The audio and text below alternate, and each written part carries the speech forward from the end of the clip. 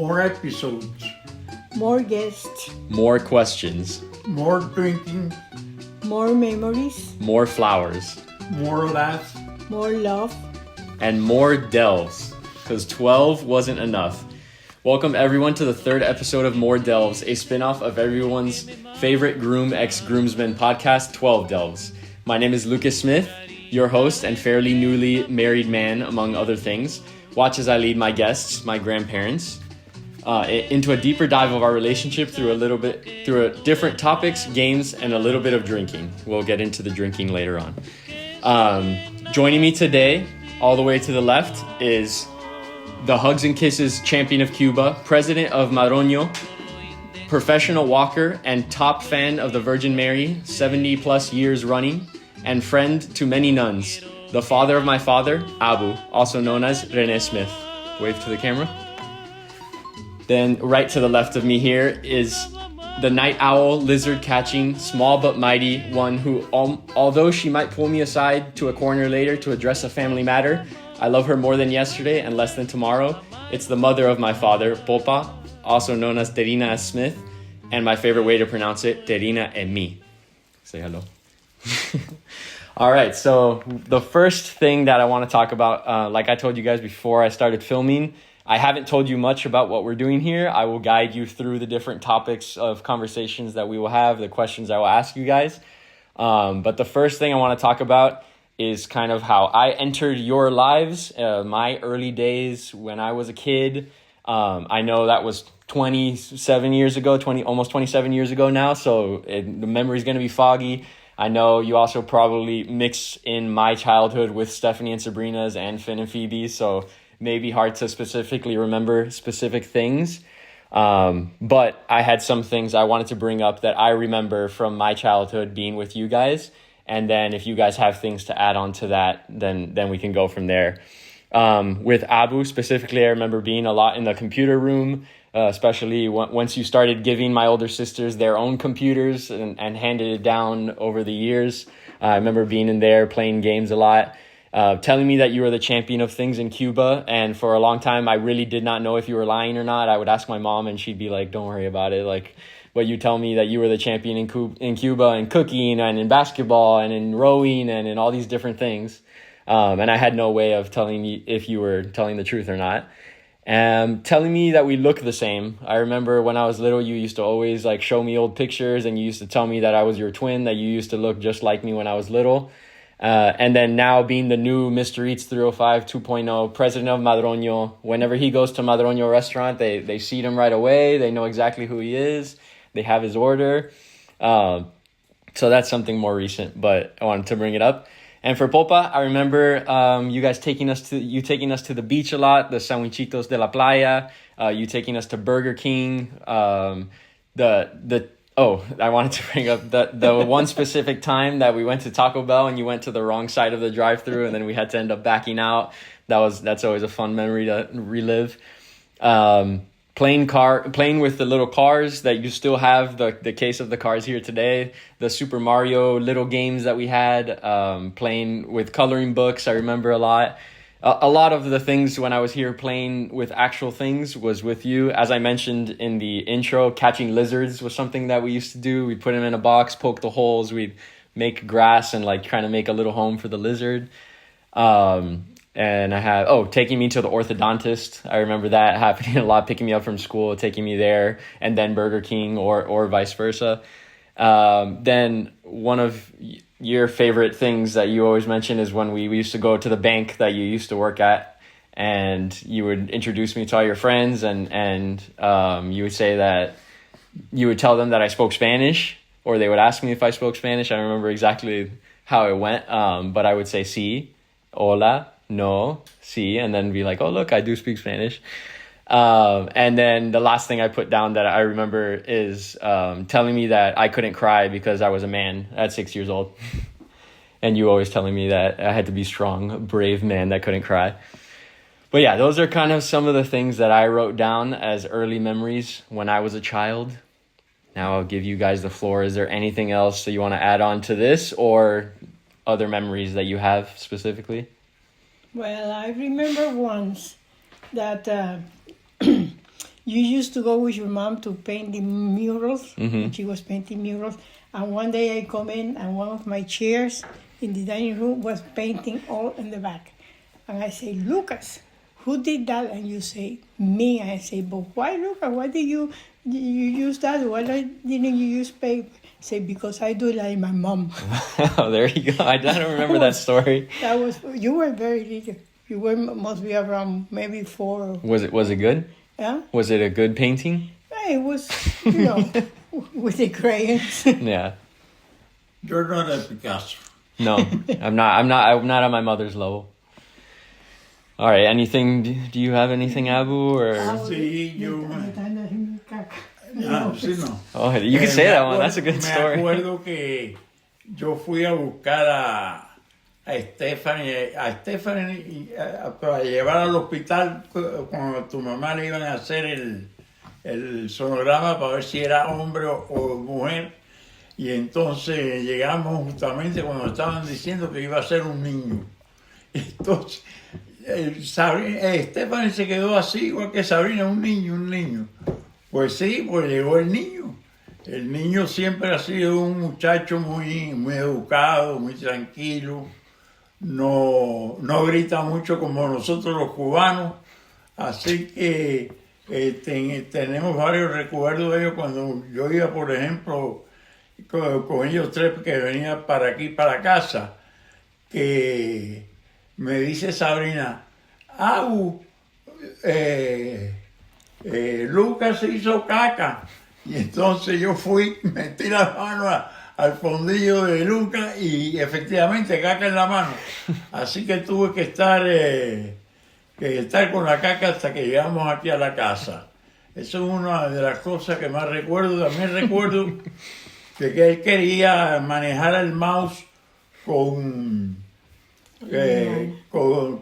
Stephanie y Sabrina estaban en las estaciones que Lucas mencionó, y entonces estaba ahí luchando y dice Stephanie, ¿tú tienes un mouse ahí que tenga cordón? Le dije que sí, y entonces le pusimos el mouse muerto.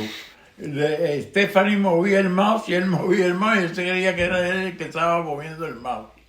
Eso es otra de las cosas que me acuerdo de Lucas. Así que ya es un hombre, ya se casó, así que seguimos la competencia de Hawk and Kisses todavía. Yeah, vamos a ver qué tiempo dura. That's something I did want to ask you about. So obviously the Hugs and Kisses competition is a huge thing that has been going on my whole life as far as I can remember. Do you remember an origin of how that started at all? No, yo estaba en la casa de ustedes, en la casa que se mudaron ahora, la última casa, y entonces se me ocurre decirle que había una competencia de Hawk and Kisses. Entonces ellos no sabían lo que era eso, y entonces digo, bueno, pues voy a dar 3 premios. El primero se lo di a Sabrina, el segundo se lo di a Lucas y el tercero a Stephanie. Entonces lo hice al revés y ahora le voy a dar el premio a la que dio menos Hawk and Kisses, después a los 3, y entonces quedaron todo el mundo con el mismo dinero. Pero en eso apareció Popa y me dijo que eso no era justo, que tenía que haber una ganadora con un poco más de dinero. Y ahí empezó esa competencia que efectivamente no sé ni cuántos años lleva. Yeah, it's been, to give some background to anyone that's watching this that doesn't know what the Hugs and Kisses competition is, it is pretty much a year-round competition that goes on between all of the grandchildren to see who can give Abu the most hugs and kisses. I say the most because it's very arbitrary whether or not he's actually counting and keeping count of who is where. It started off with me, Stephanie, and Sabrina before Finn and Phoebe were even born. Since then, they've joined the competition. Matias has kind of gone in on it. Sometimes there's special prizes for John and Carla as well. So it's expanded over the years. I remember one of the years we did, on top of the Just Hugs and Kisses, there was a whole trivia that you set up where you asked us questions. Yes. You asked us some things in Spanish, like to test our Spanish. So it's gone through different phases over the years. But one thing that remains is every time we say hello and goodbye to you, hugs and kisses, hugs and kisses, hugs and kisses, hugs and kisses, hugs and kisses, hugs and kisses. And you tell us where we are in the ranking. You tell us sometimes, oh, Finn's a little bit ahead of you, Sabrina's a little bit ahead of you, and then we try to up them. And then Christmas is when the awards are, and you come out with the medals and everything. So, but everybody gets the same amount. But they don't. But the younger ones don't know that. They think that they're winning. Not yet. Okay. Did you have anything else you wanted to add, or you? No, that's it. Okay. All right. I think we went over a good amount of things there. Speaking of, you had mentioned that something about being loud like the Cubans. Something that I wanted to talk to you guys about is Cuba and your relationship with it from the beginning, and kind of everything that you guys remember, and kind of like tell the story of you guys coming here. My ties to Cuba today are through you guys, as well as Ayanaba. And then because I live in Miami, thankfully we're surrounded by a lot of other Cubans, and Cuban food and the music and the culture is still obviously not the same, but at least I haven't completely lost it. Something that I hope to be able to pass down to my children and my grandchildren in the future is part of that culture. But I know it's going to be harder and harder as the years go on. And like, my parents have never been to Cuba. I've never been to Cuba. That's only going to get harder and harder to pass that down. Something that I wanted to have on camera was you guys kind of explaining your relationship with Cuba and the beginnings of Cuba. So we'll go one at a time, because you guys didn't know each other in Cuba. No. So you guys had different experiences there. But we'll start with like, where is it that you guys grew up in Cuba? If you want to start, Abu. Bueno, yo nací en La Habana en el año 1944. La familia mía, de nosotros, mía específicamente, por un lado o por el otro, tenían apellido Smith, así que yo soy René Smith. Cosa que era muy extraño en Cuba que eso existiera, pero existió. Las dos familias eran familias muy católicas. Eso fue transmitido a mi hermano y a mí, los padres de nosotros. Y entonces tuvimos una niñez muy, muy agradable. Íbamos al Vedado Tennis Club, etcétera, etcétera. Estudiamos en el Colegio de La Salle, y en el año 1960 pues salimos de Cuba. Mi hermano y yo salimos con un tío y la familia de mi tío, y entonces mi papá y mi mamá y mi abuela llegaron ese lunes. Y ahí empezamos una época que no había nada, nadie tenía nada, pero todo el mundo se ayudaba. Es decir, que esa cosa de los cubanos de ayudarse siempre ha sido. Al igual que, como ya mencioné, hablar alto. Yo hablo muy alto, mi hermano me manda a callar cuando hablo alto, entonces hablo más alto todavía. Y después empezamos aquí, vino lo que le llamaron Valle Cochino, vino la crisis de octubre, y después pues ya nos dimos cuenta que había que empezar a estudiar, porque no íbamos a demorar a llegar de regreso a Cuba. Estudié en Miami-Dade Junior College y después en la Universidad de Miami. Y trabajé como 39 años en una compañía de revistas. Fui jefe de dirección internacional de la parte de sistema de Editorial América. Nosotros los cubanos tenemos esa característica que nosotros somos amigos de los amigos y siempre hemos tratado de ayudarnos unos con otros. Eso fue lo que nos transmitió también nuestra familia. Mi padre un día le dio las gracias a un ascensorista porque los elevadores eran manejados por personas, y le dijo gracias cuando entró y gracias cuando salimos. Y entonces mi hermano y yo sabíamos lo que teníamos que hacer el resto de la vida, y el gracias para nosotros está en todos lados. Hasta la persona que nos sirve agua 3 o 4 veces en un restaurante, le damos las gracias. Así que fue fue muy duro ese principio, pero nosotros éramos jóvenes y pudimos superar el problema de la venida para los Estados Unidos. Aparte, nosotros, una parte de mi madre eran recién llegados prácticamente. Nosotros somos la tercera generación de cubanos, porque los demás fueron para Scotland y esa parte de Europa. Así que somos la verdad que sigo sintiendo como cubano. Es decir, no hemos perdido la cultura de nosotros. Más o menos la seguimos así. Inclusive a los dos hijos hablan perfectamente el español, porque nosotros aquí hablamos primero, llegamos tarde a veces del trabajo y hablamos español todo el día. Así que me siento orgulloso de ser cubano en la cultura esa de Cuba. Y del Caribe, vamos a decir así, porque todos los caribeños somos exactamente igual.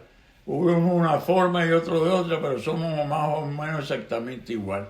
Y eso es lo que más o menos ha sido la vida de nosotros. No hemos regresado a Cuba, sencillamente no vamos a regresar hasta que el régimen en que nosotros vivíamos no se vaya del país.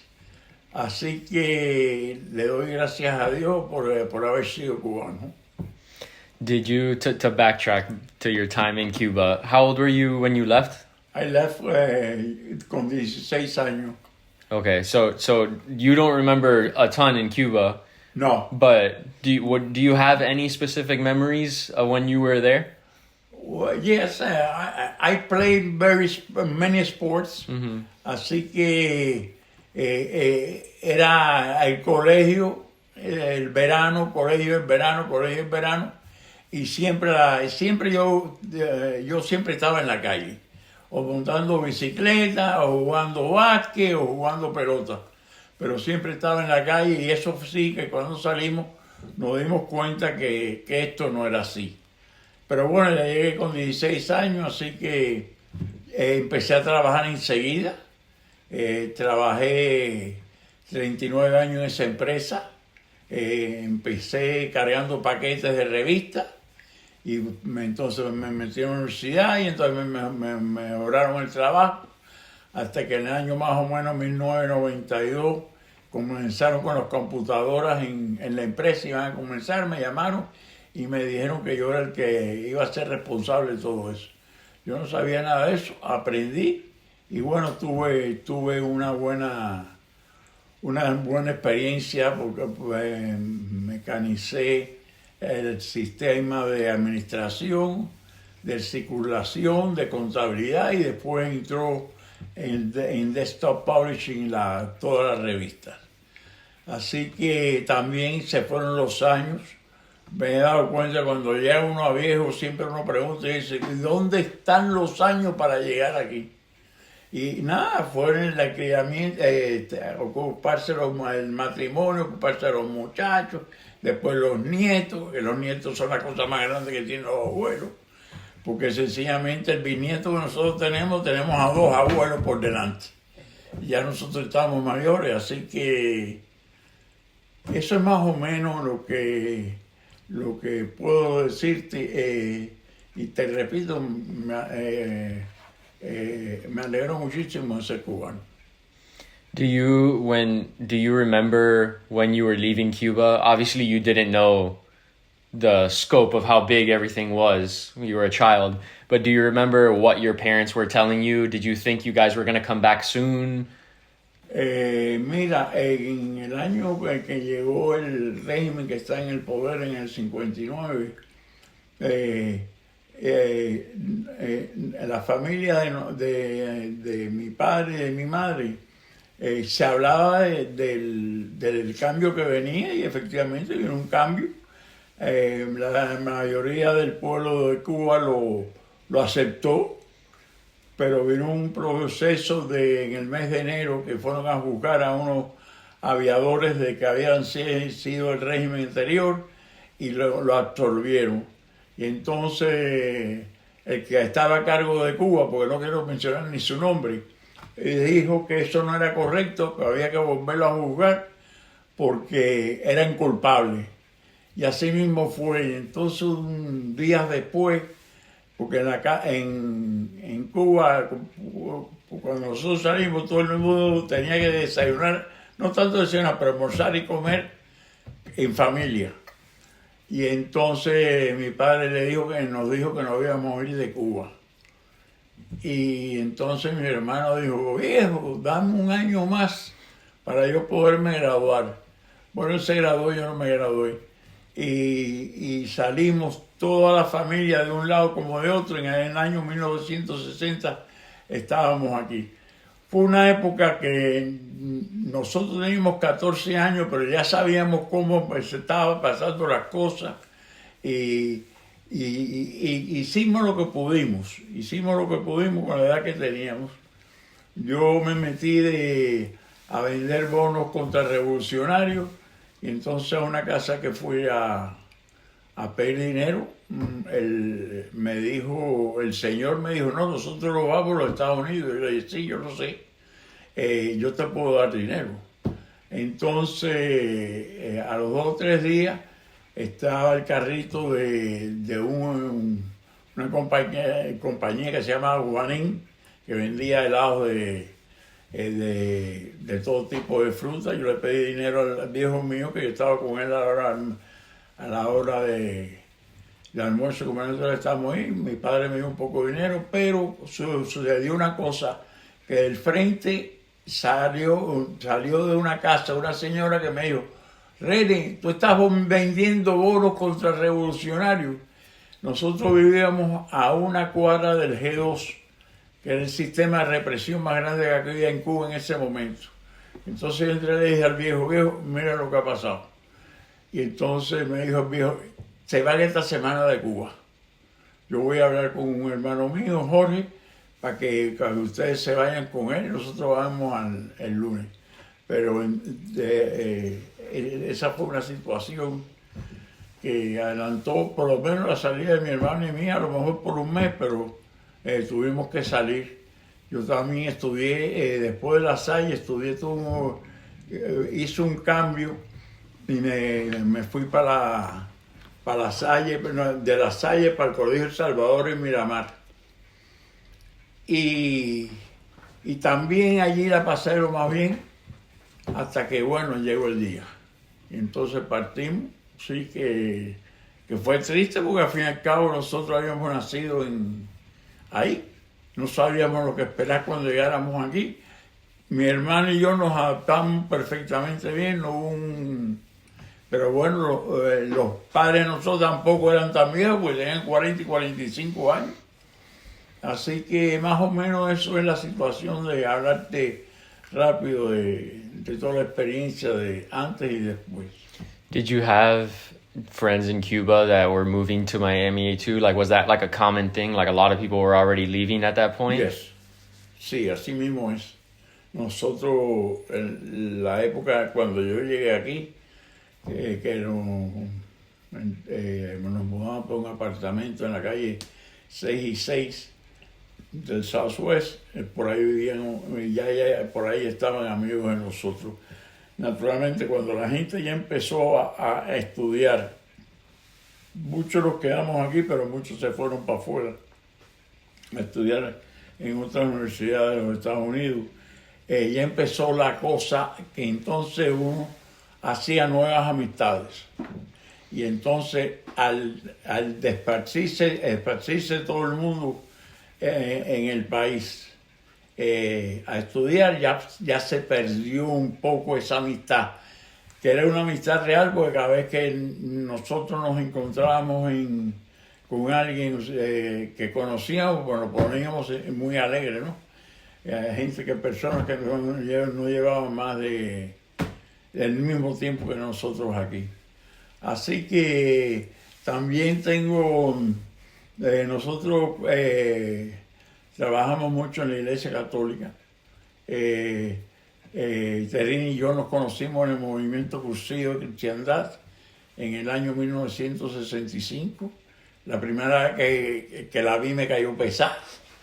Pero 6 Yo años. te voy a decir por qué. Well, I'll get to that later. But Y entonces sí decidimos, pues nosotros hablamos todo antes de casarnos. Tuvimos 3 años de relaciones, como son las relaciones, no de ahora, las relaciones de antes.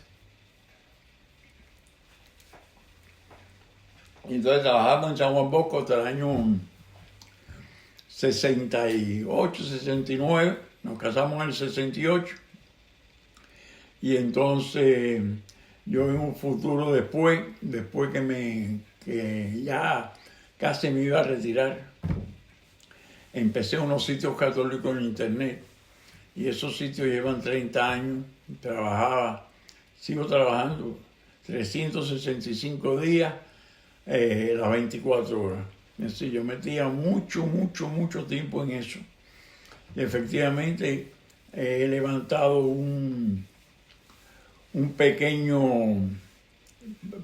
información para la Iglesia Universal. También Terina y yo, como en el año de 88, tuvimos la inquietud de qué pasaba con las personas de la tercera edad.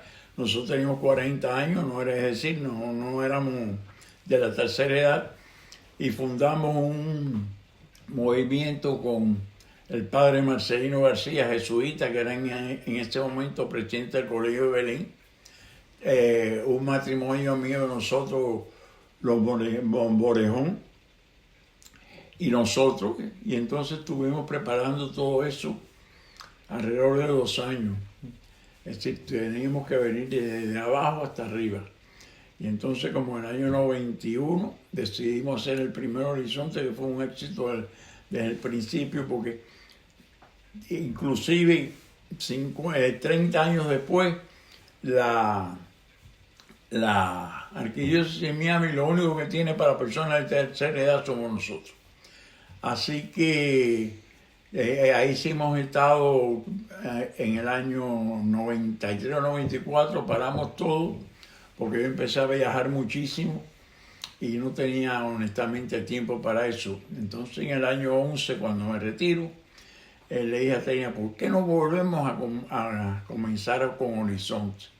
Y así mismo fue, en el 14 arrancamos y ya tenemos 59 horizontes dados en la Arquidiócesis de Miami. Y eso es otra parte de la historia de nosotros de casados.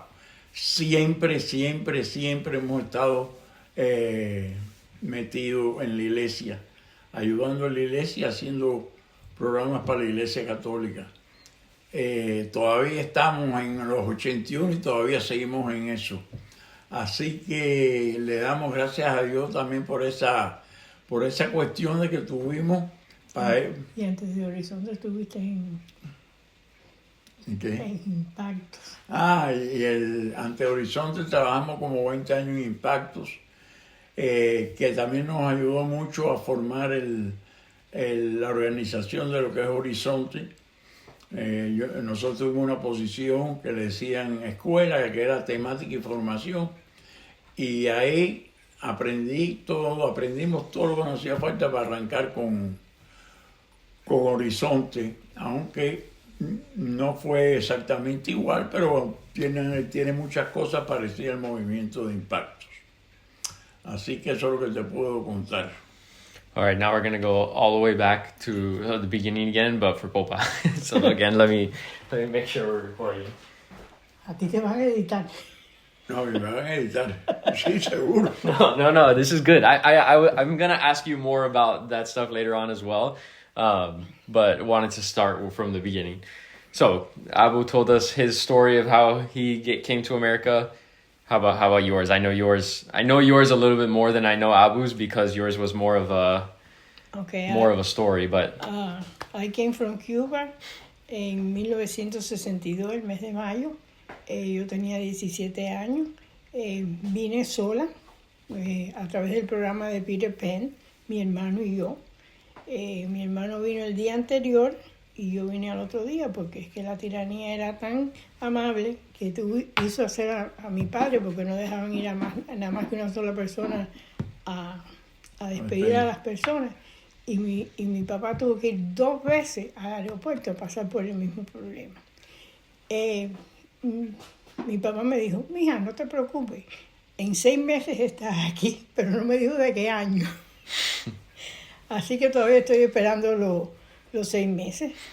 Fuimos a Florida City, que era donde iban los muchachos que llegaban a través del programa de Peter Pan, las niñas, y los varones de menos de 12 años. Mi hermano y yo nos veíamos todos los días porque él estaba en una casa que era de varones, pero era adentro del mismo campamento porque él tenía 12 años cuando vino de Cuba. Ahí estuve 6 meses hasta que salí, porque ya cuando tú cumplías los 18 años estaba fuera del programa. De ahí viví el resto del tiempo con mi tía Tete, que fue como mi madre para mí, y mi prima Yolanda, que es como si fuera mi hermana. ¿Qué más? Déjame pensar. Bueno, de ahí ¿Fuiste al cursillo? Fui a cursillo, fui al tercer cursillo de cristiandad que se hizo aquí en la ciudad de Miami, porque mi prima Yolanda estaba muy involucrada, que ella fue el primero, mi tía Tete el segundo, y yo, a pesar de que era soltera, hubo un chance y pude ir, porque el cursillo era para matrimonio. Primero iban los hombres y después las mujeres, pero a nosotros no. A mí hicieron una excepción y pude ir. A través del cursillo trabajaba mucho en la barraca, pero yo siempre he sido del background, no de exhibición. Y trabajaba limpiando, fregando los platos, las cucharas y todas esas cosas. En cursillo, en la iglesia de San Juan Bosco, teníamos lo que llamaban la reunión de grupo, que era una vez a la semana. Y ahí iban hasta 100 y pico de personas, porque no había muchas cosas más donde ir. Ahí conocí al caballero, que él dijo anteriormente que yo le caí mal porque cuando me conoció, pero no dijo el por qué. El problema es que yo trabajaba en una tienda en Hialeah y yo siempre, las reuniones empezaban como a las 8 y yo siempre llegaba como a las 9, 9:15 por ahí, pues yo venía en ómnibus desde Hialeah hasta San Juan Bosco. Y cuando yo llegaba, todo el mundo me aplaudía. ¿Por qué? Porque ahí todo el mundo eran matrimonios más o menos, yo lo que tenía eran 18 años, o yo era como si fuera la niña de todos ellos. Y el Señor estaba celoso. Por eso que yo le caí mal. Porque él dice que decía, ¿y esta por qué? Si de contra que llega tarde, mira cómo la aplauden. Bueno, punto y aparte, ahí nos conocimos, nos casamos en San Juan Bosco, como dijo él, y nos casamos. Cuando yo llegué de Cuba, mis padres no pudieron venir enseguida, estuve 6 años, ¿no? Más o menos 6 o 7 años solo. Mi papá llegó en diciembre del año 67. Yo me casé en enero del 68, pero mi papá no pudo estar en la boda porque él tuvo, para salir de Cuba, tuvo que ir a través de España y él ya tenía problemas del corazón y esas cosas. Y cuando vino de España estaba muy enfermo y llegó aquí a Miami el día 7 de enero, porque nosotros nos casamos el día 6, él llegó el día 7 porque él no quiso venir para la boda porque sí estaba muy enfermo y iba a ser un problema. Y el día 10 falleció. Yo le doy gracias a Dios de que a pesar de que mi papá falleció, para él era muy importante quién era la familia con que yo me iba a casar, ¿no? Él desde Cuba sabía más de la familia de René que lo que sabía René de su familia. Y yo le doy gracias a Dios porque él pudo conocer a René, pudo conocer a la familia de René y murió tranquilo en ese aspecto. Sí, hay que hacer cuenta que murió 3 días después que nosotros nos casamos. Exacto. Después de eso, bueno, mi mamá se quedó aquí en Miami por un tiempo y después se fue ella y mi hermano a vivir a Chicago. Así que Mira, déjame ver qué más tú querías saber. No. I'll ask you. Ya, de mi niñez de Cuba. Yeah. Yeah, before you came to Miami, before I while came you to were in Miami. Cuba, Okay. what do you remember of But growing I up in remember Cuba? everything in Cuba. I have a very good memory when I was small. I even remember the first house that I remember was when my brother was born. That was in Cienfuegos. I'm from Cienfuegos, Las Villas. We lived in that house for a while, and I remember my brother was born January 6th, the same day that we got married. I mean, different year, of course. And I always remember that I used to tell my mom, I remember my mom sewing things, and I saw her, Mom, do you think that the three kings gonna bring me my brother? Because I always wanted to have a brother. And he said, well, maybe, I don't know, maybe. And my brother was born, whatever woke me up on that night. I mean, it was early in the morning, but it was night. It was his crying because he was born in the house. Oh. And I remember I woke up and my father come over and say, no, I say, I want to see the baby. I say, no, you have to wait because it's a cigüeña. The cigüeña and the bird that bring the baby. Oh yeah. Okay. Left him in the table in the dining room, and they're dressing him and all that. And it was a cold night, and I felt so sorry for him that the cigüeña have left him in the thing. Well, to make the story short, and that's the first side that I have from Cuba where I remember very well my grandmother's house. My grandparents' house on my mother's side, because on my father's side, both of my grandparents have died before I was born. And he was very happy. We have a big family all full of cousins, and my grandma. We only two girls. Well, later on another girl came in, but they were all boys, and my other cousin and I was the little one. And since I was born very, I'm a miracle baby. I was born 81 years ago, weighing only 2.25 pounds, with 7 months around here. So, everybody in the family was very nice to me. All my uncles and everybody was very nice. My childhood was very, very happy. Then we moved from there. We moved to a sugar mill where my father used to work, and there I have a very, very open childhood, climbing trees, riding bicycle, going around, always outside and whatever, so it was very nice.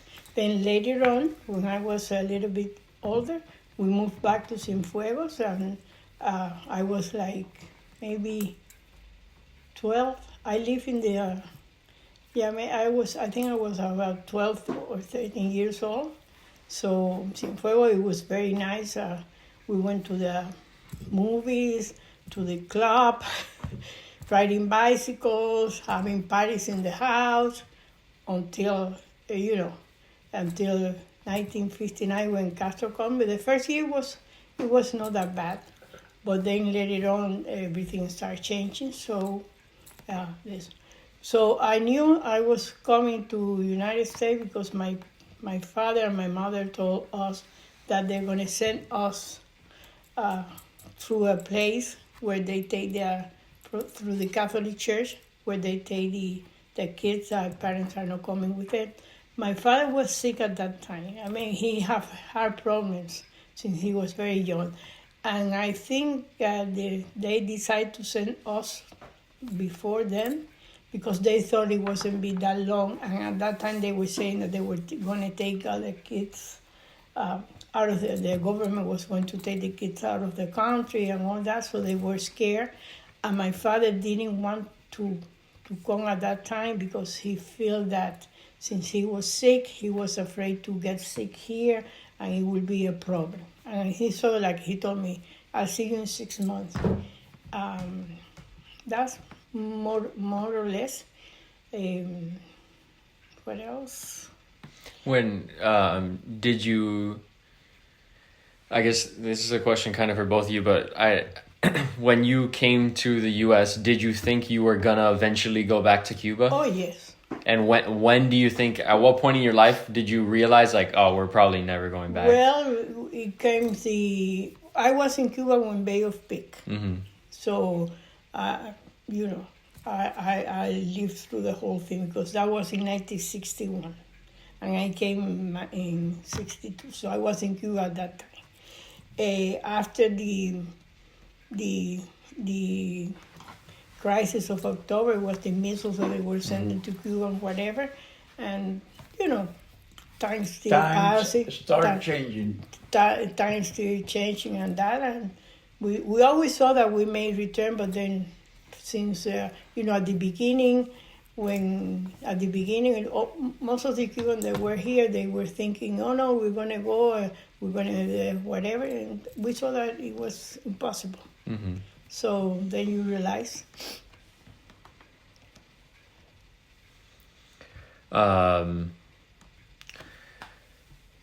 So after being here now, you guys have been in the U.S. for 65 years. Me 63. 63. Was there ever a point / to this day, do you feel American as well as Cuban, or do you feel like you're Cuban and you guys are here, like you came after? And like when I become an American citizen, the man that made my interview, he said, well, now you know that you are, that you will become American, you have to forget about Cuba, you're not Cuban anymore. And you know what I told him? I said, listen, are you married? He said, yes. And then I said, and do you forget your mom because you just married? So it's the same with us. Cuba is my mom, and United States is my husband. I feel for United States. Yeah. To me, United States is my country, and Cuba is my country too. Mm-hmm. It happened to me too. Okay. And then nowadays, what are the things that still connect you to your Cuban roots, would you say? But I love for Cuba. Nothing else, because he doesn't have any family in Cuba. I don't have any family in Cuba either, because the last cousin that I knew, I met him here because when he was born, I left Cuba right away. So he already left Cuba. He went to Spain. So I don't have anybody. All my aunt, my godfather, and my aunts and my uncles, all of them have died. So we are an American, but we're Cuban. Mm-hmm. Where in Miami do you, if you had to go somewhere, because I know obviously you also cook a lot of Cuban food here, but if you had to go to a restaurant in Miami that you think is like the best Cuban food, what would you guys say? Latin American, maybe? not really. No? Cuban restaurant, well, like I said, Versailles.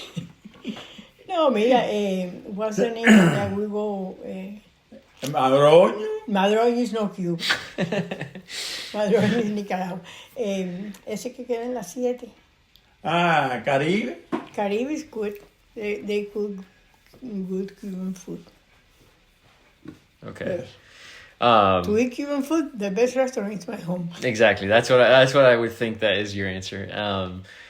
But speaking on home Cuban stuff, so to take a little bit of a break from sitting here and answering these questions, but still pertaining to Cuban food, kitchen stuff in the house, I wanted you to show me how to make Cuban coffee in your kitchen. So like we can move from here. We'll do the video over there. Like just you show me how you do it. Okay. This is what I used to do my Cuban coffee. It's not the ordinary way. Most people use this type of cafetera, but I like this one a lot. So what I do, I put I use brown sugar for the coffee because I like brown sugar. And I like my coffee a little bit sweet, so I put 1, 2 and a half of sugar there. That's a good amount. Okay. Now I take my coffee. I put it here. 1, 2. I always use La Llave coffee because the owners of La Llave are from my hometown. No, really? Yeah. So You know that. I use La Llave.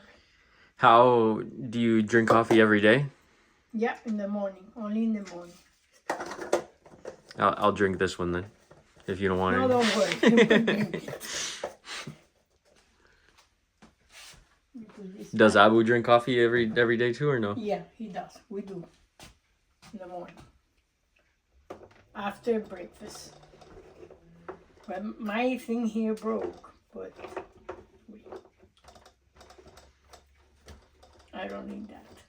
So here, and I put the water here.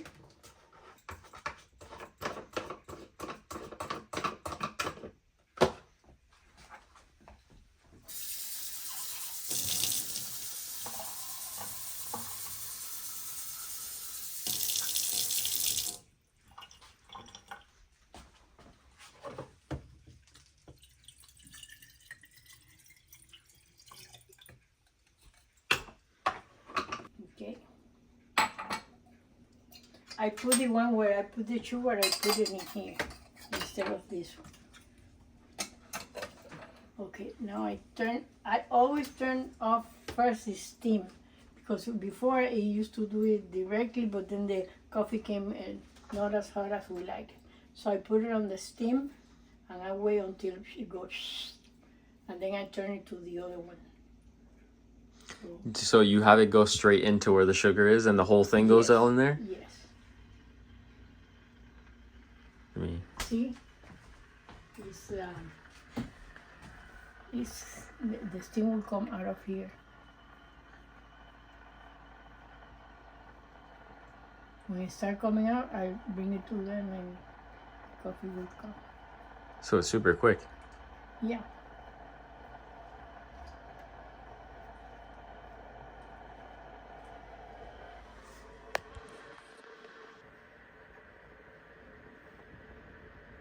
I also have my American coffee, which I drink in the morning. Do you drink American coffee every morning, or you switch it up, or No, maybe 3 times a week or something like that. what? Because usually I don't have too much breakfast. But when I feel like having breakfast, I have the American coffee first. So And then- Cuban coffee is only if you're not really having a lot of breakfast. No, Cuban coffee is every day. So you'll have Cuban and American when you have American. Yes. Okay.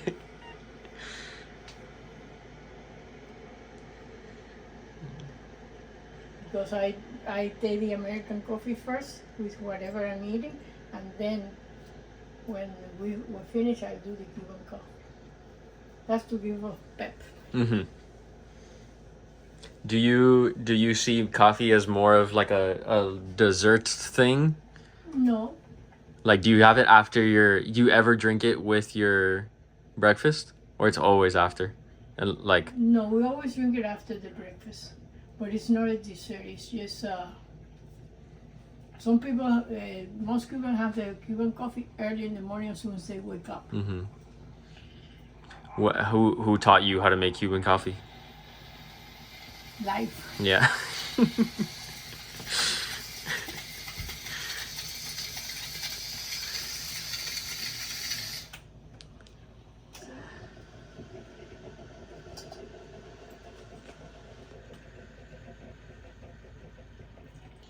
And does Abu even know how to make Cuban coffee? Abu doesn't even know how to turn on the microwave. Your sister, Sabrina, had to teach him how to turn on the microwave when she was like 6 years old. And he forgot already. What do you have to say about that? No, that's true. That's true.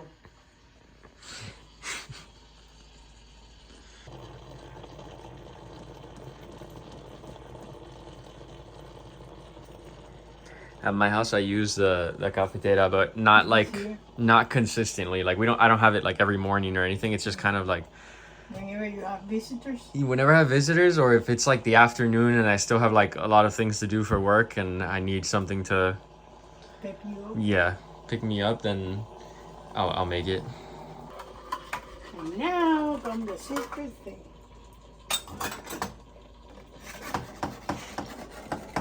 Wow.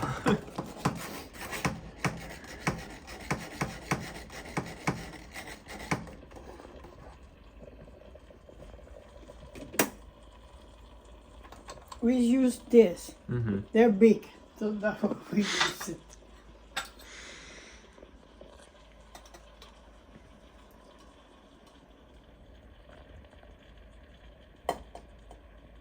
¿Se va a tomar café? ¿Eh? Poquito. Ok, poquito. That's it. Oh, That's hey, it. perfect. Here. Cheers. Cheers. Thank you. Okay, well, cheers, everyone. Cheers. Cheers. Thank you, Popa. Cheers. Cheers.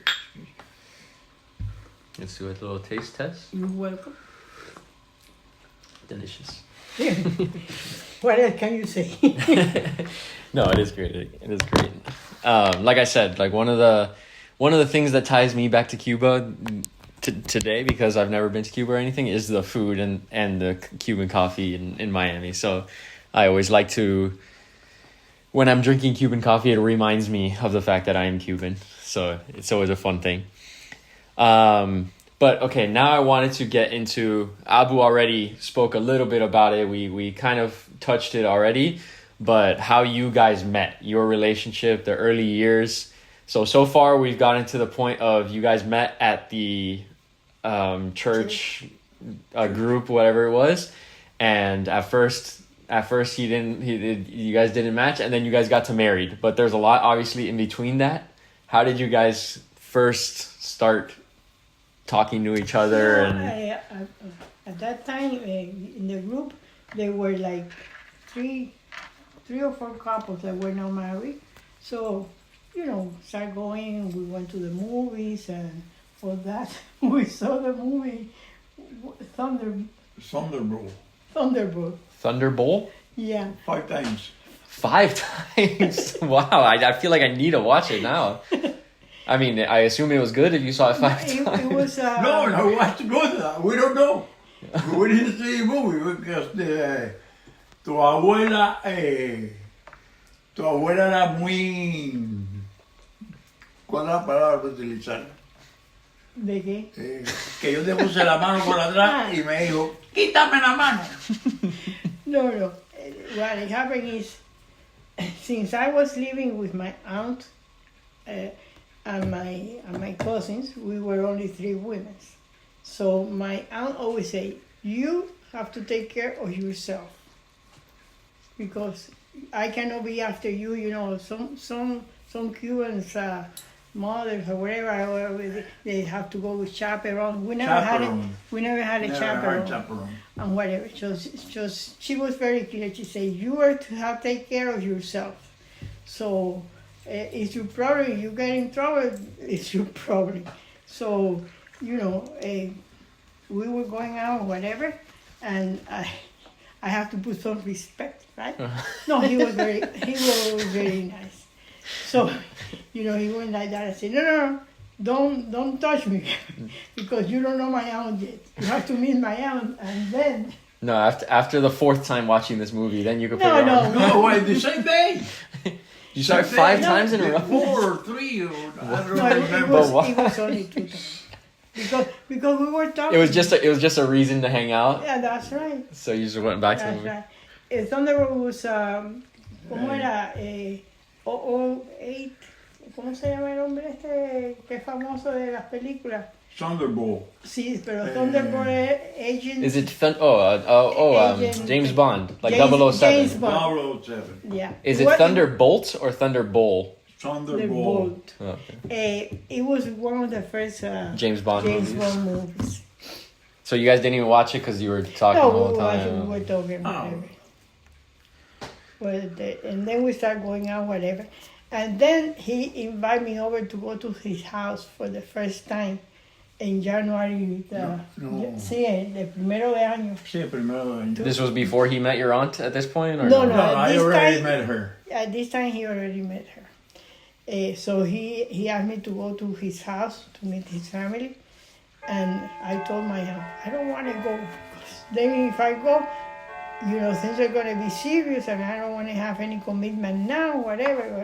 So my aunt said, you have to go because that boy is a very nice boy and you have to meet the family and whatever. So I went and that's it. I met his family and his family become my family.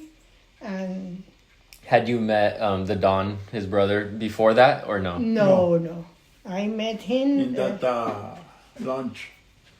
in the first of... the first of November. yeah, No, because yeah. the Don was starting in Gainesville, right? Yes. No, but they met you. See, they met it. We met at the lunch That day. that date.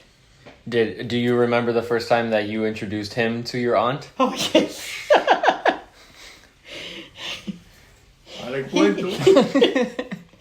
I was always telling him no because my aunt, and he saw my aunt was a monster or Her something like that. was a character. Given character. And then La mamá de Yolanda. Uh-huh. the day that he just went without telling me that he was going. My aunt was cleaning, we were cleaning the house, and my aunt was in Bata Casa with chancleta and the escoba, and she opened the door.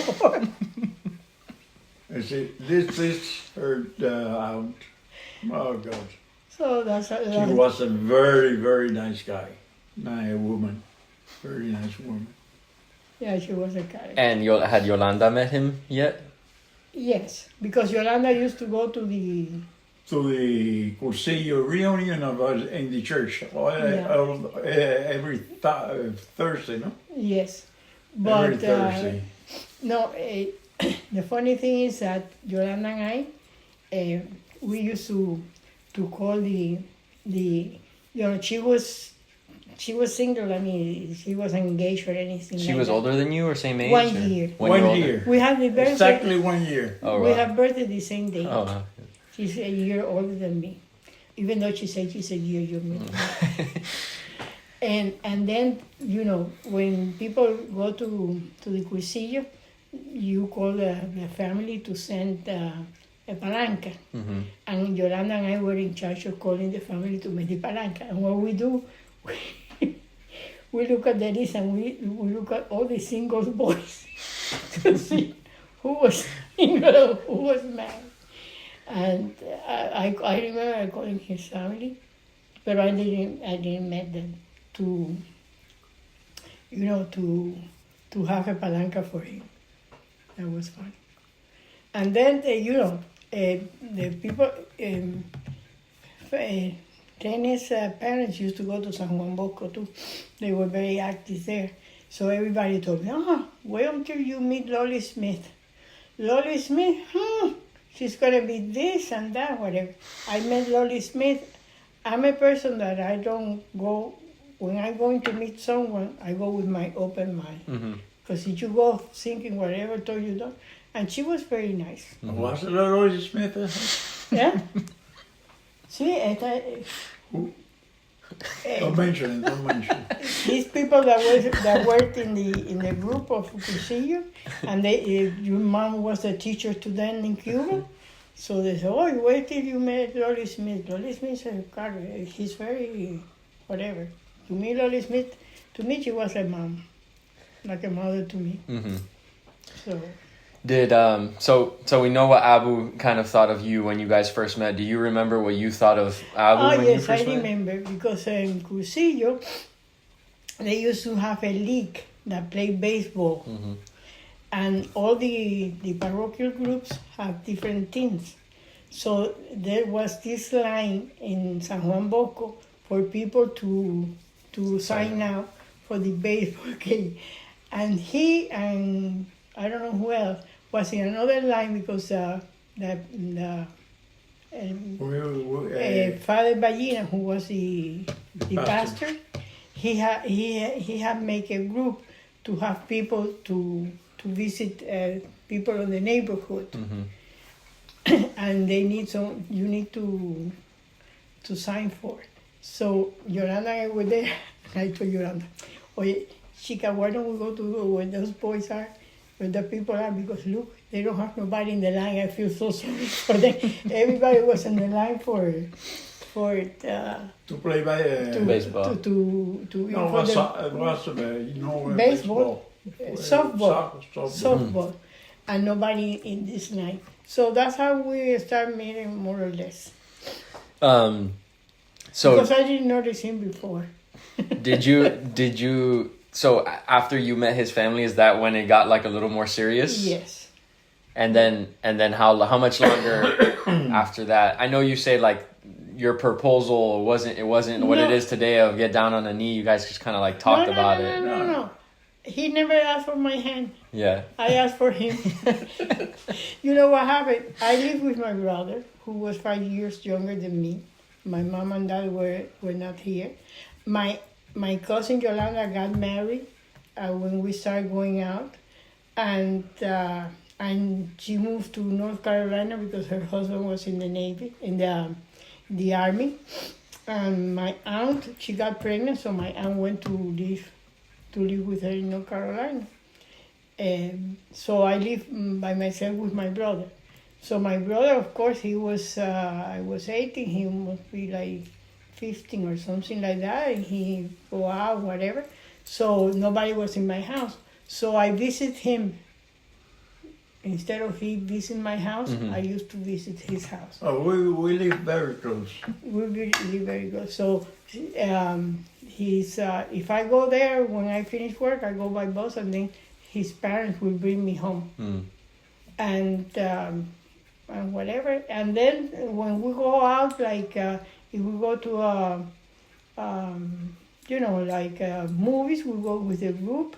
And if we go to with a group of like your friends, the friends, and then from church, and then we have these friends that they were our chaperones. They were married, but they were young, maybe a little bit older than us were, and that's the couple we used to go out with.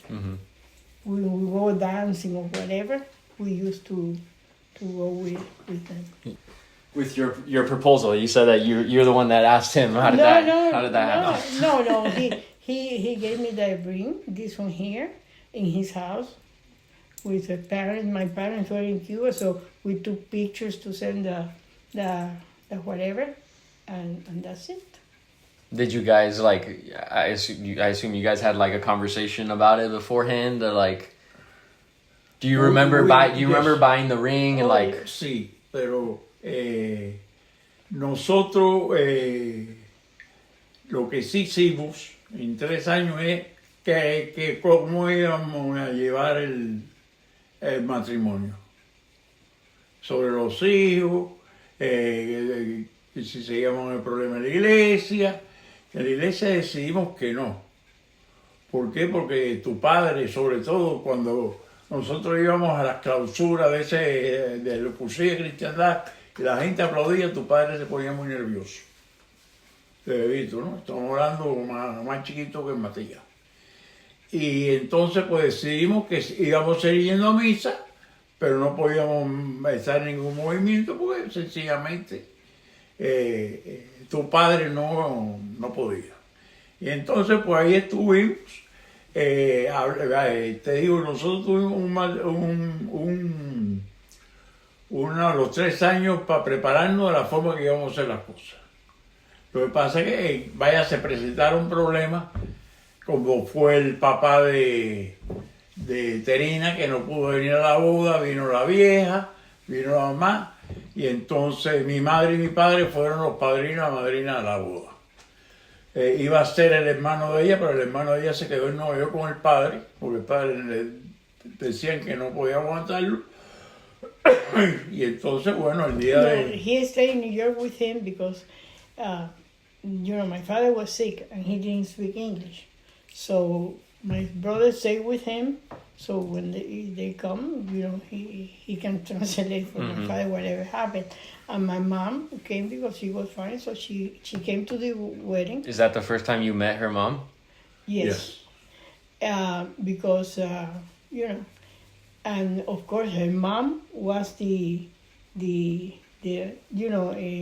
Cuba, the maid of honor was only the mother of the groom. And the father was like here, whatever. And my brother, my brother couldn't make it because he was coming for. I asked one of my, do you remember Ondina? By name. Ondinita? Yeah. But his father was like an uncle to me, her father. So I asked him, but he was living in Atlanta and he wasn't able to make it. And then I asked Rolando, who was Yolanda's husband at that time, and he had to work that day. And he couldn't miss a day of work because they have already 2 kids. So I asked, we thought that Rene's father was the best thing to enter me at church, and he did. Nice. Were you going to say something? ¿Qué? Were you going to say something? No, que fue así la cosa, Pero sí, nosotros planeamos bien en los 3 años cómo íbamos a hacer las cosas, y así mismo fue. I'm sure your dad being sick and your brother not being there was a lot to handle with the wedding and stuff. Well, like, do you still, like, when you think of the wedding day, is it still something like you enjoyed the wedding, I enjoyed the wedding. We didn't have a reception, right? Well, first of all, at that time, people didn't have the reception that you guys have now. The reception was a cake with maybe in the apartment with a cake. Espérate. Normal thing. The reception of the weddings were a cake with some bocaditos and like what we do now croqueticas. for like a first communion or something. Like No, after you go. Less. But since my father was sick, we didn't have anything. So we went to his parents' apartment, and my tia Tede, Rolando didn't go because he was working. My mom, a friend of ours that lent me the earrings and the thing here. And our Cristina and Carlos and his family. My cake was about this big and this big. That's what we have for reception.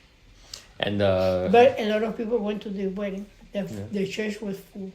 So I thought, in a way I would say, well, I know that people really appreciate us because they went to the wedding and they knew that it was going to be an reception. Yeah, they went for the actual wedding. At that time was every...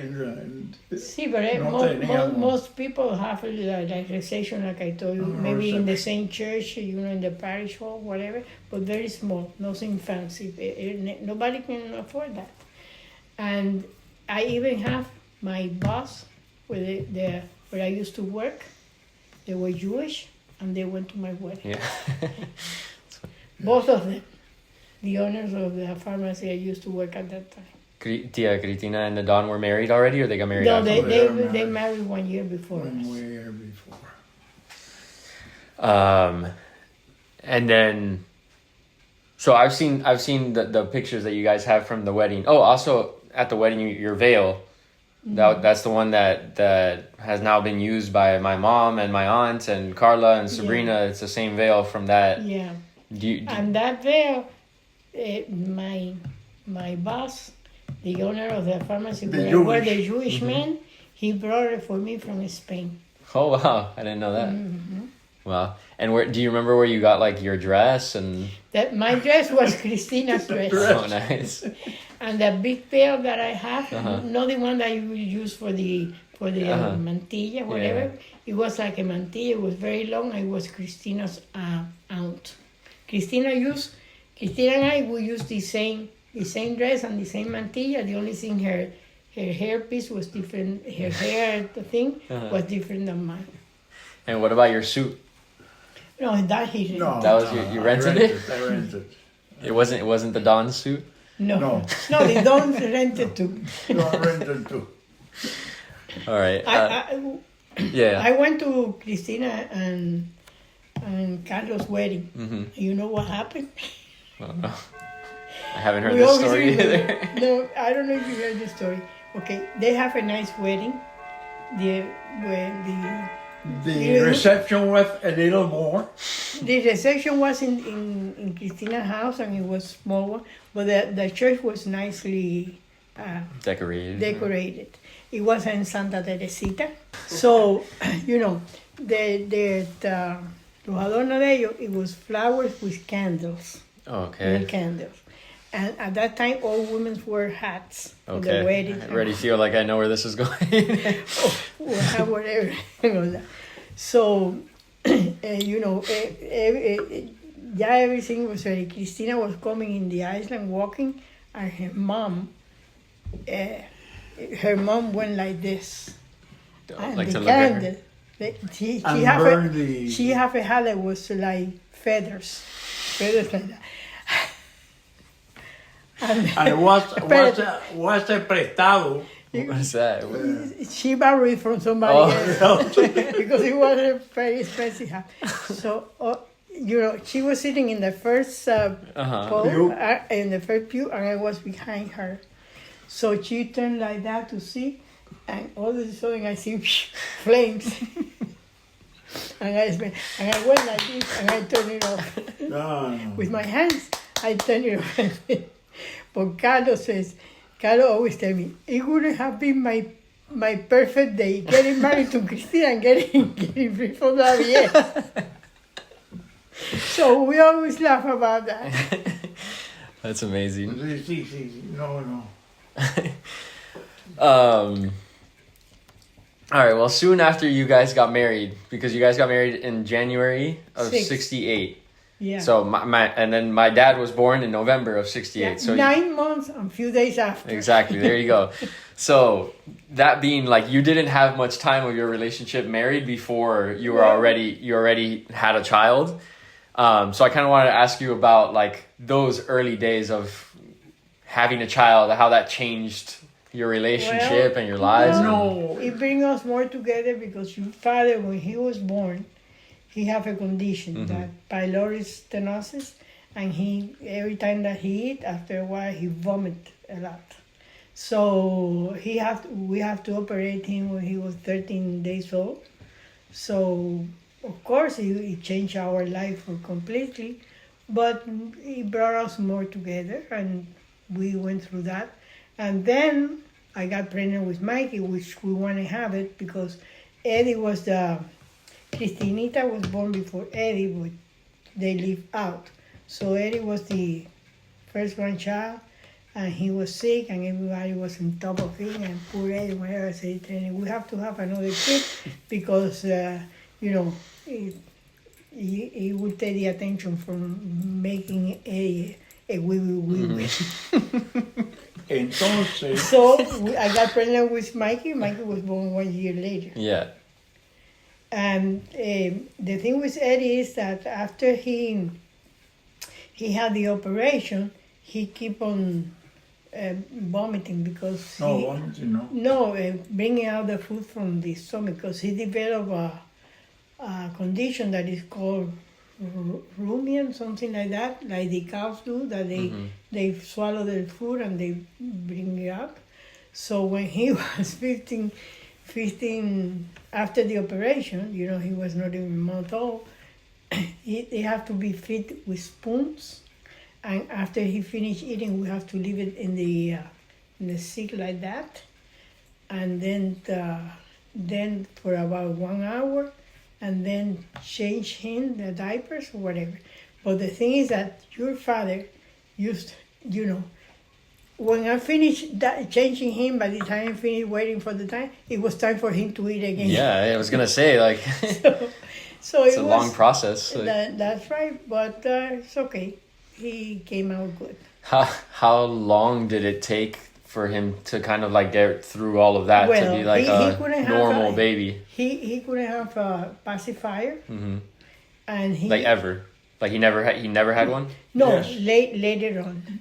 But at that time, where he was going through that process, he could not drink from the bottle, because what he did is you put the pacifier on him, he would go. And with the pacifier, it would help him Bring the food to again. bring the food out. So a poor thing couldn't have a pacifier or whatever. But then when he was like 1 year old, more or less, he saw Mikey with a pacifier, and he took it. Then he had to have three or four pacifiers. One here, and one to Like the Stephanie. And then if he lose one of the pacifiers, whatever, that we cannot find it, then he has to go to the pharmacy to get another pacifier, because otherwise he won't go to sleep. He had to make up for the time he had lost without the other one. That's right. Fíjate, después que tu padre nació, el 24 de diciembre de ese mismo año que murió el papá de Terina, que nació enfermo, me llaman a servicio militar obligatorio. Entonces me tenía que presentar en el servicio militar obligatorio, creo que fue el 14 de febrero.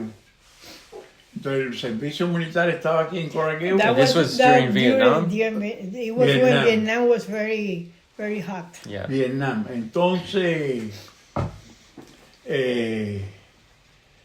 cuando ahí todavía estaba en el hospital, vamos a empezar por ahí, la persona que quería que le pagáramos, nosotros no teníamos nada. Entonces Terina me avisaba, fue en Variety Children's Hospital, Nicholas. Y entonces cuando Terina me avisaba, yo subía, si no subía porque querían dinero y yo no tenía dinero. Nosotros no teníamos dinero. Entonces me llaman a servicio militar obligatorio y en ese momento de que tu padre estaba enfermo, yo cuestioné a Dios, que por qué nosotros.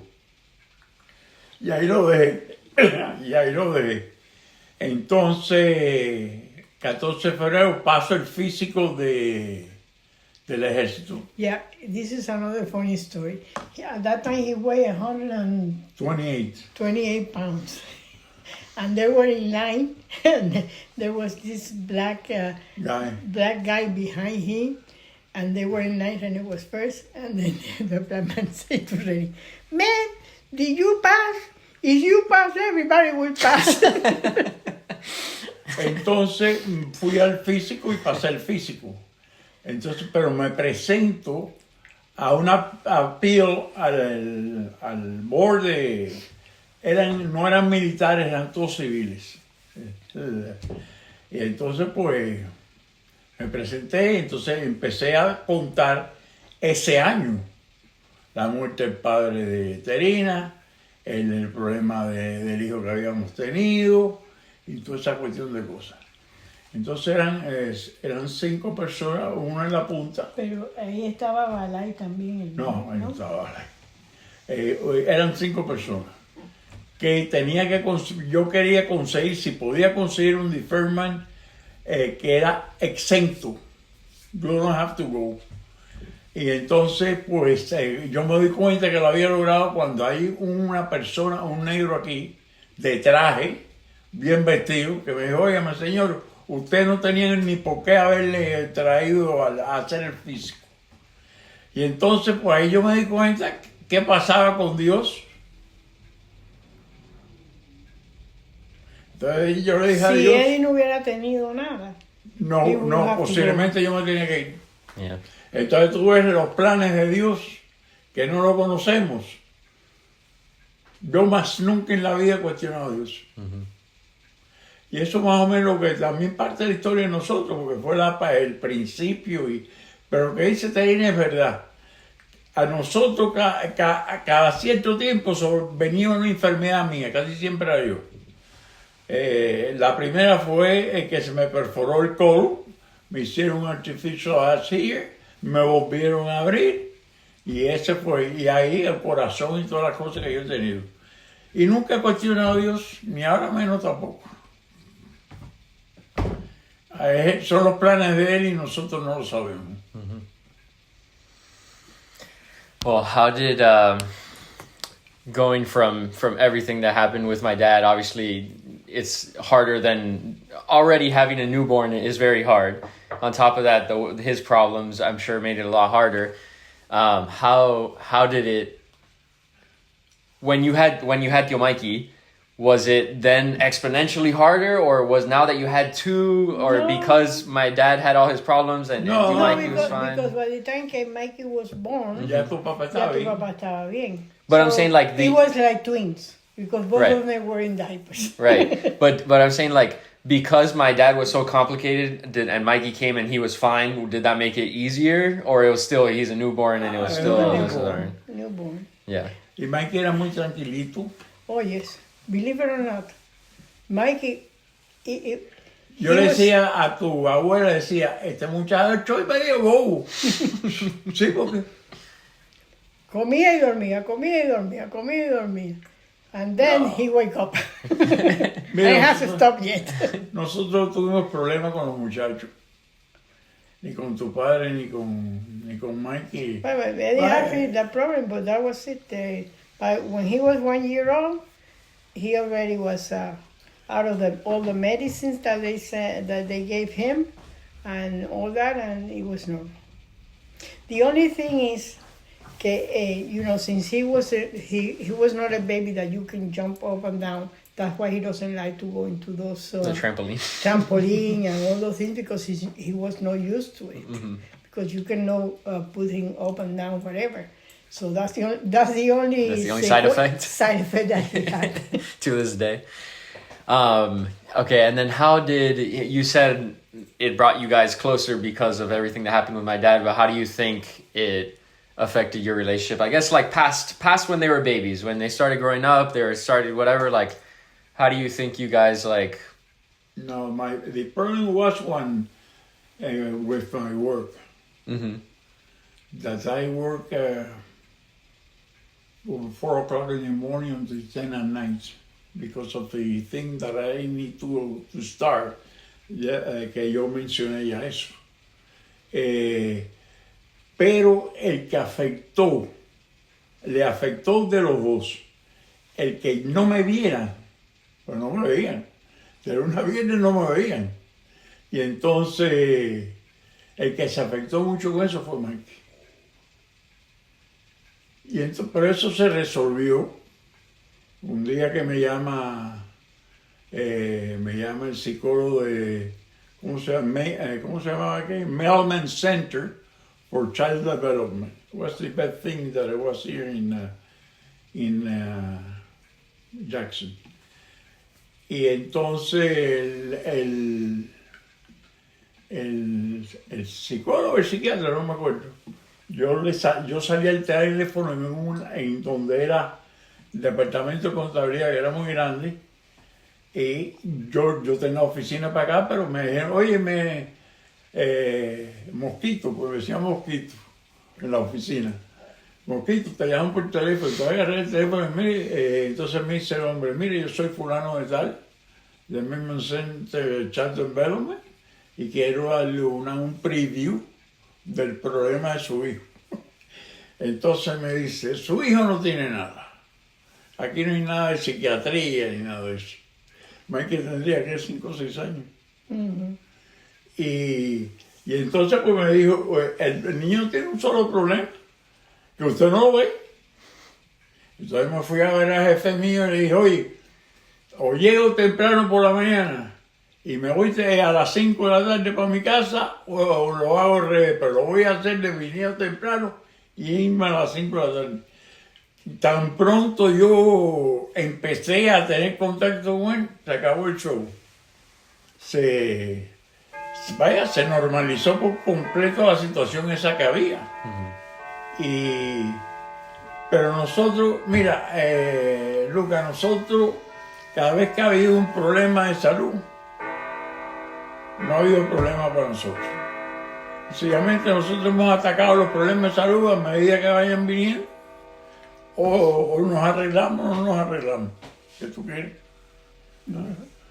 Que nos arreglamos o no nos arreglamos el problema, pero el problema, todos los problemas que nosotros hemos tenido, todos los matrimonios tienen problemas. Yo te diría que nosotros hemos tenido problemas igual que el que menos que ha tenido problemas, porque nosotros siempre hemos vivido primero juntos hasta que se casaron, ¿no? Y se fueron de la casa. Mikey se fue antes porque Mikey se fue para el Navy. Entonces, no, Mikey y Eddie se fueron al mismo sí, tiempo. No, sí. Porque Eddie dice que Eddie got married and Mikey went to the Navy. No, sí. Yeah. The day that Mikey went to the Navy, because Mikey didn't say anything that he was going to be in the Navy or whatever, one day he came and said, I'm already in this, I'm going to the Navy or whatever. So they came in to pick up Mikey at 7 o'clock, the man from the Navy. Like the next day? No, when he was there. And then Mikey went to the Navy and we went to Disney World.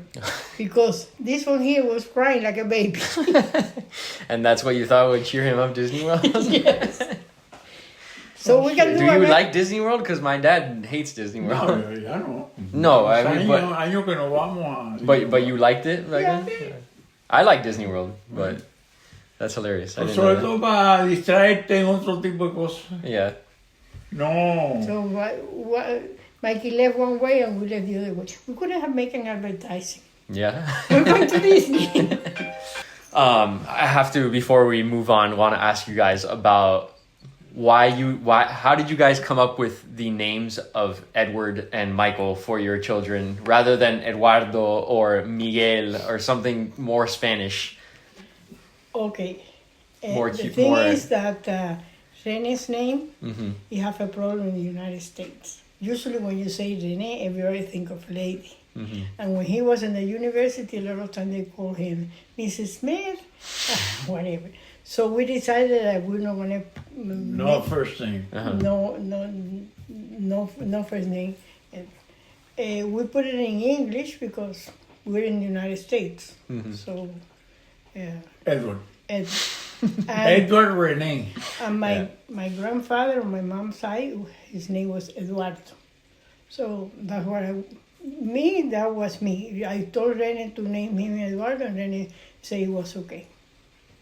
But Eddie cuando lo fueron a bautizar, Oh, that's another story. that's another story of de la tía. We baptized Eddie at the hospital Mm-hmm. because before the operation, you know, but it was not it was a baptized and then you have to go to church to have reinstated and baptized. So he was born November the 3rd. November the 3rd is San Martin de Porres day. Saint. And what else? And Rene's second name is Rene Martin. Mm. So when we went to the church, the priest was saying the baptism, and he said, Edward Rene Martin. Martin. And then he said to me, Martin. I said, what? Tete says that we have to call him Martin too, because when he... So she told the priest that? No, I told the priest because she told me... Oh. Because when I was pregnant, he encommended him to San Martin, Uh-huh. and he was born the day of San Martin, and his father's second name was Martin, so he had to be Martin too. So your father is Edward Rene Martin. I didn't know that. And what about Michael? Where did that come from? The doctor that operated Sí, fue Martin, no sé qué cosa.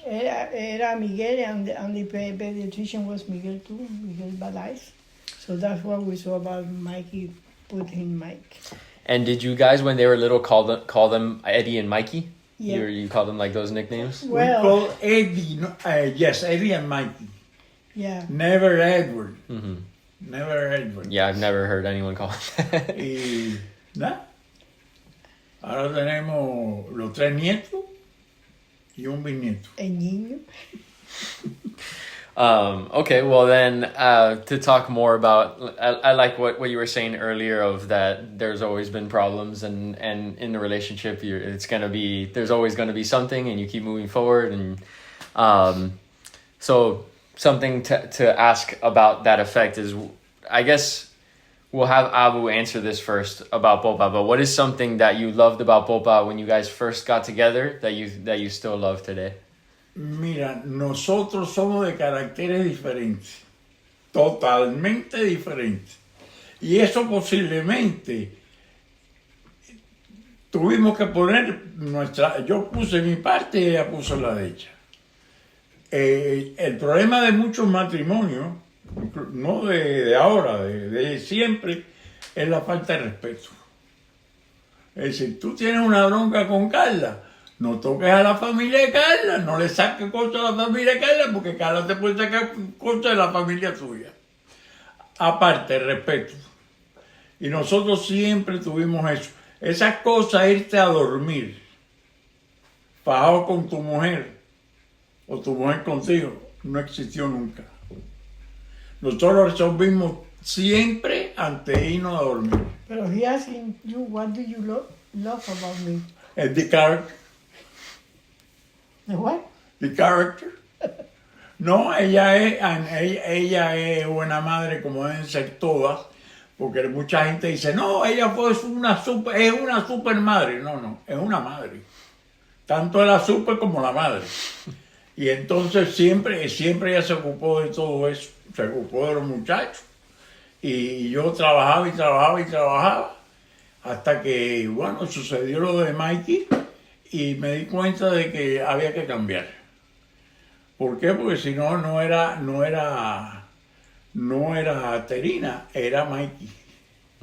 Y te digo, Terina es tremenda mujer, se ocupó muchísimo de sus hijos. Siempre nos respetamos, como siempre te dije, como te acabo de decir. Y pues feliz de todo el mundo. Nosotros, gracias a Dios, como muchachos nunca tuvimos problemas porque se trabajaba en eso cuando tu padre y tu tío entraron ya en los 10 años, que ya empieza la cosa a cambiar, que vino los Boy Scouts.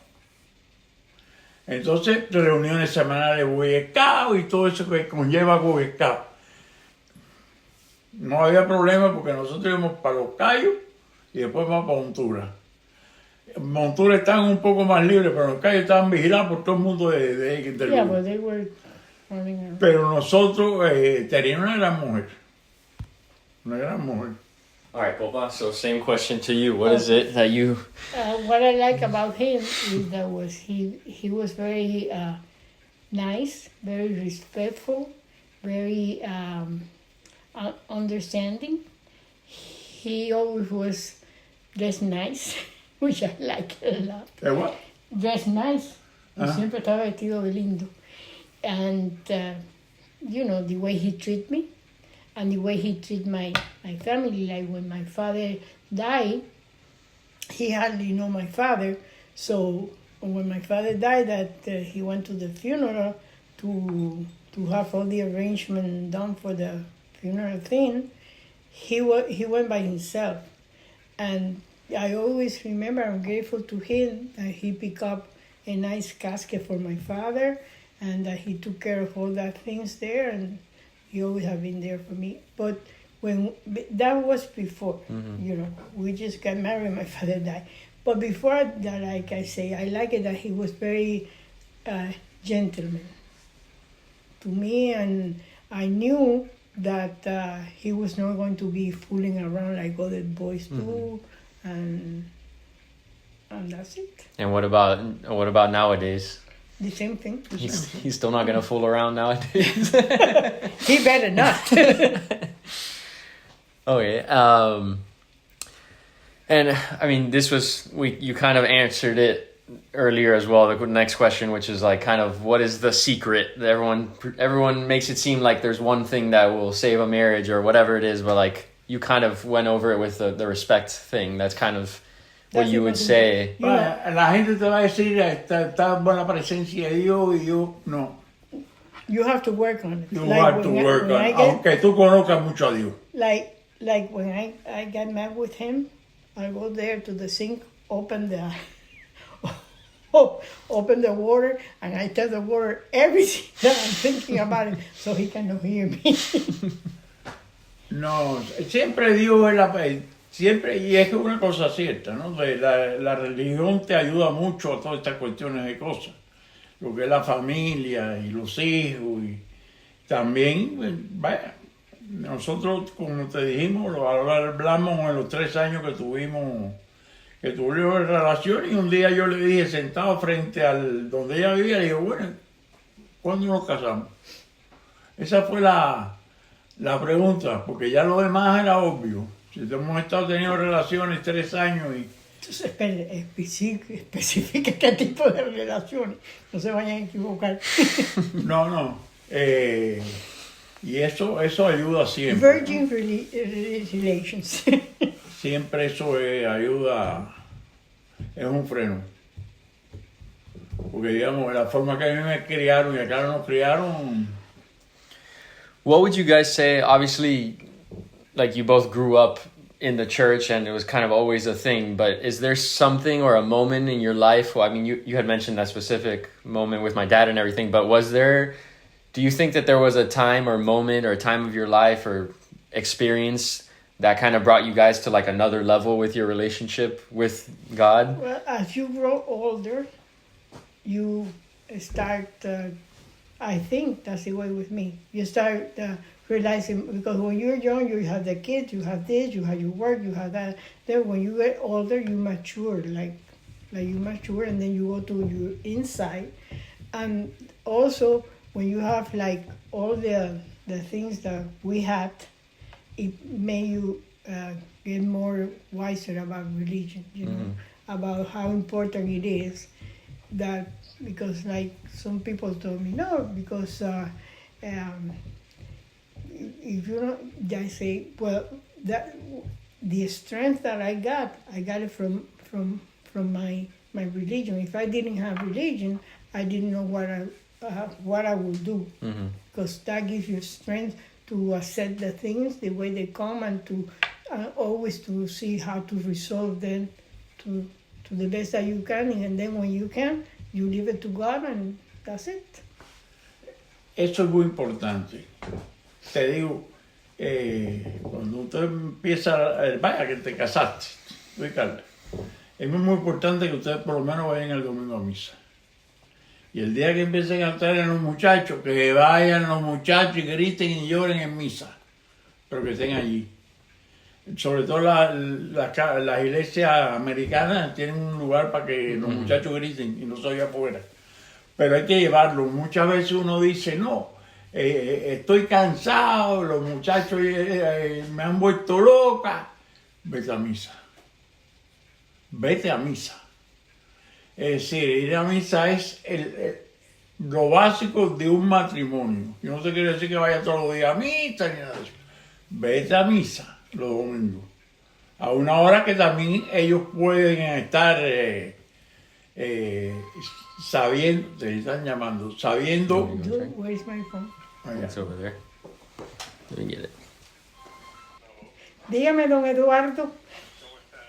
Bien, ¿usted qué tal? Aquí está el niño. Sí, te voy a poner en el speaker, así que ten cuidado con lo que dices del niño. You're on the More Delves episode 3 podcast. Do you have anything to say? De cabeza huevo. That's me. Okay. We're almost done here. Ay, qué bueno, qué bueno. Saint. Eduardo, acuérdese que mañana nos va a recoger. Sí. Bueno. Sí. Bueno, bye. Bye. I have to tell a story about your parents. Go ahead. Go for it. Your father and your uncle. One day they were fighting. They fight, but they never hit each other. It was more verbal. So So Eddie, Mikey said to Eddie, ¿cómo se dice mentar la madre? I don't know. ¿Cómo le dice? Me cago en el coño tu madre. Yeah, I don't know. Well, the Cubans, the most Don't mention the mother. don't mention the mother. Mikey said to Eddie more or less, the hell with your mom. And Eddie said to Mikey, it's the same as you said. Mikey said, yes, but I said your half, not my half.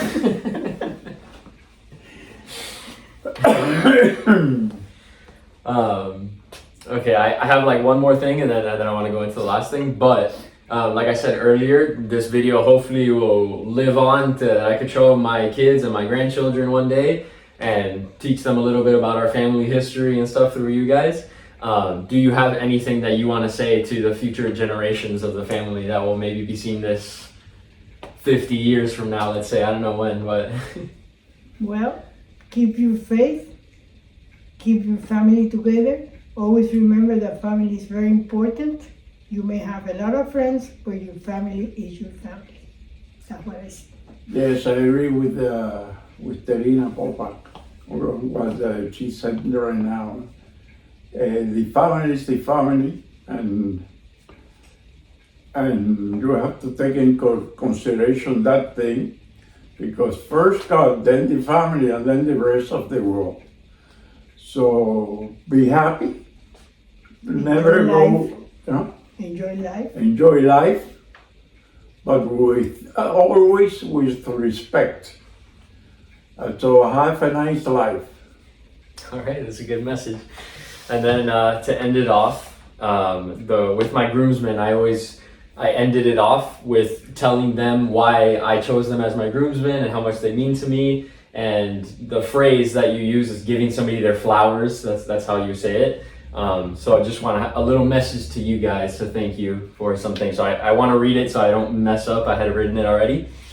But here we go. I hope you both know the amount of love you have shown me throughout the years is not only something that I will never forget, but something that I will continue passing on to my children and their children after that. If not just crediting you for raising my amazing dad and thanking you guys for raising such an amazing man that was able to raise me, I also thank you guys for the role that you have played in raising me, apart from what my dad has done, but all the love you've shown me throughout my entire life, at any event, you pick me up for this, you give me hugs and kisses for that. I've always known that you guys were there for me, and that's meant a lot for me throughout my life. And I'm very fortunate to be your grandson, and though we have hugs and kisses all the time, I need you guys to know how deeply grateful I am for having you guys in my life. I love you guys truly more than you'll ever know, and thank you for everything, including letting me come over for lunch whenever I want and filming videos like this with me. So thank you guys, and I love you. Thank You're you. welcome. You're very welcome. Otra kiss. Okay, good stuff. Good. So Abu, you could start us off with More episodes, More guests, more questions, more drinking, more memories, more flowers, more laugh. more love. and more delves. Thank you guys again so much. You're welcome anytime. Yeah, we'll do it again one day. But I think we covered a lot of ground. We covered the history of our family a bit, obviously. One thing you forgot. Yeah. My name is Terina Casals Smith. Casals. You remember that, Casals. Yeah. Terina Casals en mí. Amen. All right, thank you everyone. Goodbye. Bye. Bye.